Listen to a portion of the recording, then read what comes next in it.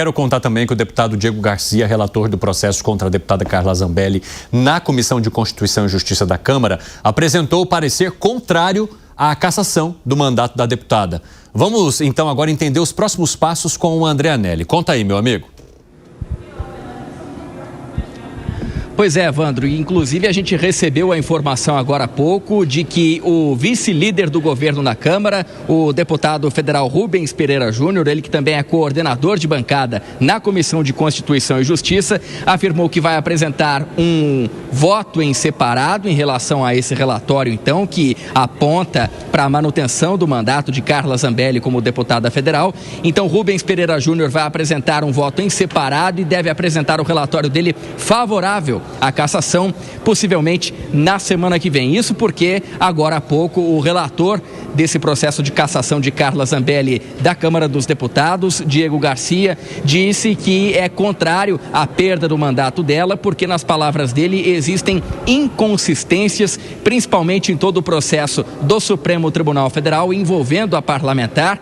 Diego Garcia afirmou que existe uma perseguição política por parte do ministro do Supremo Tribunal Federal, Alexandre de Moraes, que seria, nas palavras dele, um julgador e também vítima ao mesmo momento e que, portanto, também, ainda mais uma vez, de acordo com as palavras de Diego Garcia, não seria possível apontar, então, a culpabilidade de Carla Zambelli na invasão ao sistema do Conselho Nacional de Justiça, o CNJ, inclusive crime pelo qual, então, ela foi condenada a 10 anos de prisão, a perda do mandato parlamentar e também a pagamento de multa de R$2 milhões. Lembrando que Carla Zambelli, pouco antes, então, de ter essa sentença divulgada pelo Supremo Tribunal Federal, ela se dirigiu para a Argentina, depois foi para os Estados Unidos e, por final, se colocou na Itália, onde acabou presa com a ajuda da Polícia Internacional, da Interpol, colaboração também da Polícia Federal aqui do Brasil, justamente porque, nas palavras dela, ela não gostaria de, então, sofrer essa perseguição política em solo brasileiro e acreditava que, com a cidadania italiana que ela possui, poderia, então, acabar não cumprindo essa pena no território italiano. Nesse momento, agora, ela aguarda extradição aqui para o Brasil para que possa cumprir a pena. No âmbito de todas essas determinações do STF, como eu disse agora há pouco, então, a perda do mandato parlamentar, Carla Zambelli tinha esse processo junto à Comissão de Constituição e Justiça da Casa para referendar, então, toda essa decisão do STF, mas o relator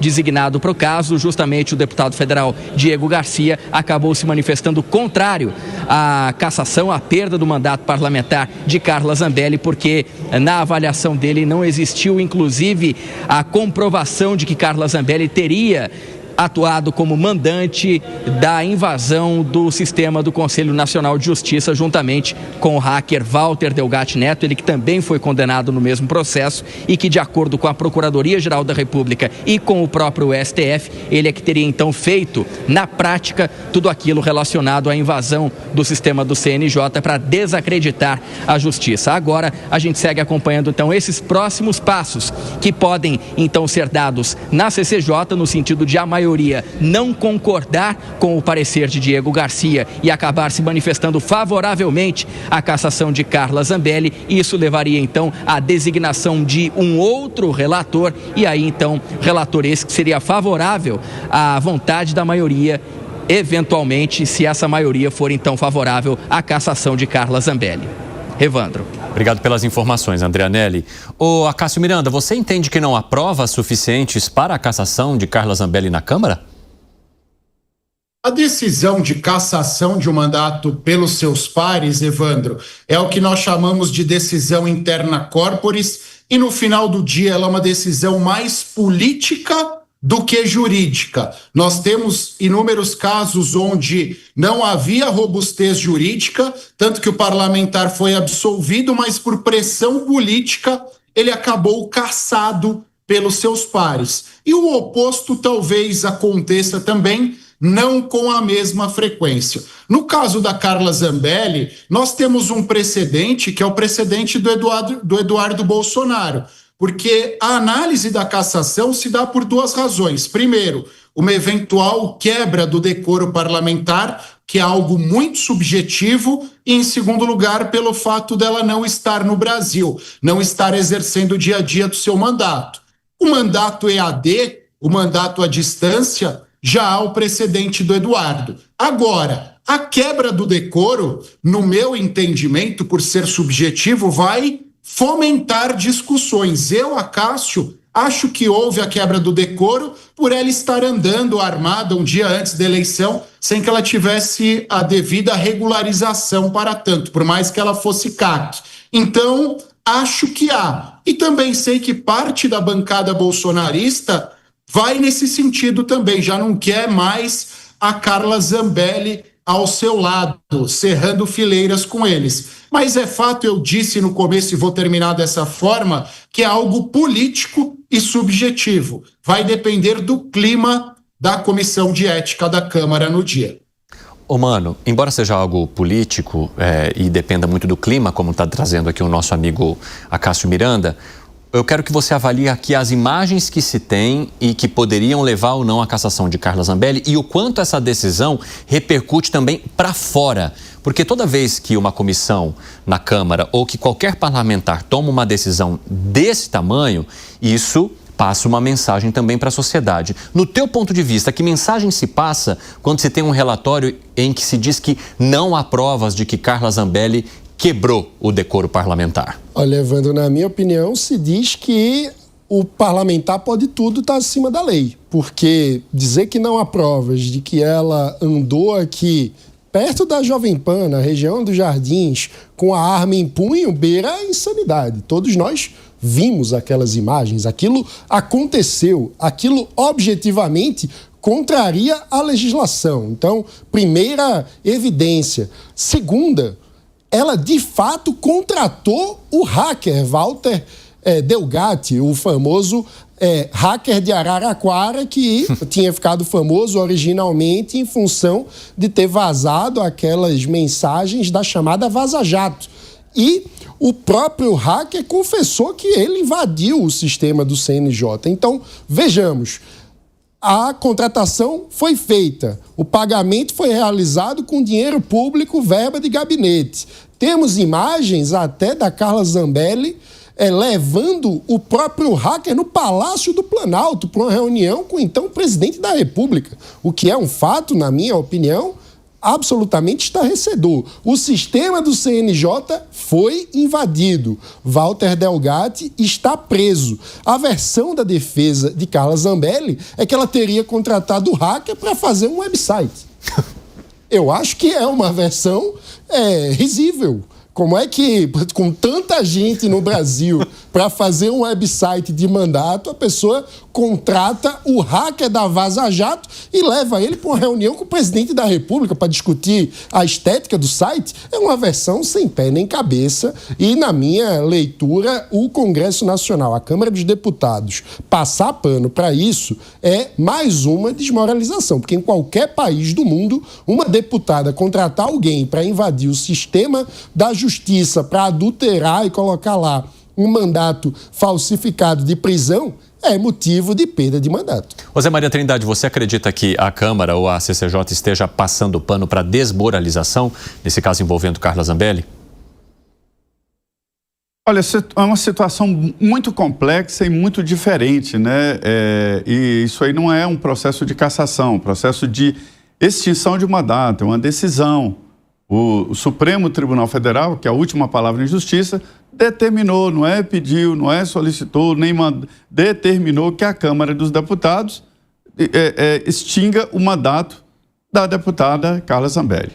Não cabe à Câmara dos Deputados rejulgar a Carla Zambelli, não cabe aos deputados analisar atos, se foram assim, foram assados. O que diz a Constituição? Que o Supremo Tribunal Federal pode determinar a extinção do mandato. Veja bem, isso não é cassação. Quem caça é a Câmara dos Deputados, no caso do deputado, e o Senado, quando é o Senado, né?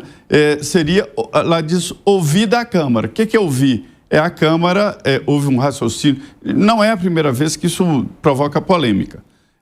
Se o mandado, a determinação é real, se não é uma determinação falsa, porque se o mandato for suspenso e chamado o suplente, não tem mais volta, né?